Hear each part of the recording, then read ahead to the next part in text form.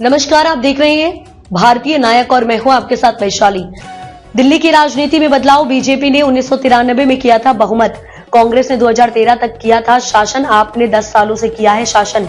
पिछले 3 दशकों में दिल्ली की राजनीति में बहुत बदलाव देखने को मिला है। 1993 में विधानसभा चुनाव के साथ शुरू हुआ ये सफर समय समय पर नए राजनीतिक चेहरे सामने लाता रहा है। बीजेपी ने 1993 में पूर्ण बहुमत हासिल किया था, जबकि कांग्रेस ने 2013 तक सत्ता में अपना दबदबा बनाए रखा। लेकिन 2013 के चुनाव में आम आदमी पार्टी आपके उदय के बाद दिल्ली की राजनीति में एक नई करवट देखने को मिली। दिल्ली विधानसभा चुनाव 1993 में बीजेपी ने 49 सीटों के साथ सत्ता में वापसी की थी।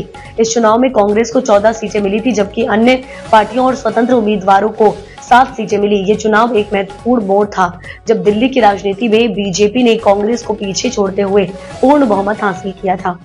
1998 के चुनाव में कांग्रेस ने बीजेपी को सत्ता से बाहर किया और 52 सीटों के साथ सरकार बनाई। बीजेपी सिर्फ 17 सीटों तक सीमित रह गई थी। इसके बाद 2003 में कांग्रेस ने 47 सीटें जीतकर दिल्ली में अपनी स्थिति मजबूत की और शीला दीक्षित ने दूसरी बार मुख्यमंत्री पद की शपथ ली। 2013 में आम आदमी पार्टी ने पहली बार चुनाव लड़ा और 28 सीटों के साथ एक महत्वपूर्ण स्थान बनाया। हालांकि बीजेपी ने 31 सीटों के साथ सबसे बड़ी पार्टी बनकर उभरी, लेकिन यह बहुमत से बहुत दूर था।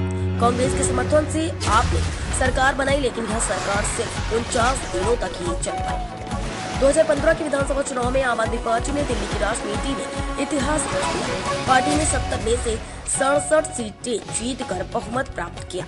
बीजेपी को केवल 3 सीटें मिली, जबकि कांग्रेस का खाता भी नहीं खुला। 2020 के विधानसभा चुनाव में भी आम आदमी पार्टी ने अपनी ऐतिहासिक जीत को दोहराया।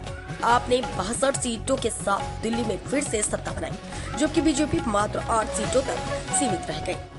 दिल्ली के पिछले 3 दशकों की राजनीतिक यात्रा से यह साफ होता है कि दिल्ली के लोग स्थिर और सक्षम सरकार चाहते हैं। बीजेपी, कांग्रेस और अब आपके सत्ता संघर्ष में हर बार दिल्ली की जनता ने स्पष्ट रूप से अपनी राय दी है। आपने अपनी योजनाओं और कार्यों के साथ दिल्ली की राजनीति में एक नया मोड़ दिया है। अब देखना यह होगा कि आने वाले चुनावों में दिल्ली की राजनीति किस दिशा में जाएगी और कौन सी पार्टी सत्ता में आएगी। अब तक के लिए इतना ही। वीडियो को लाइक और शेयर करें और चैनल को सब्सक्राइब करें।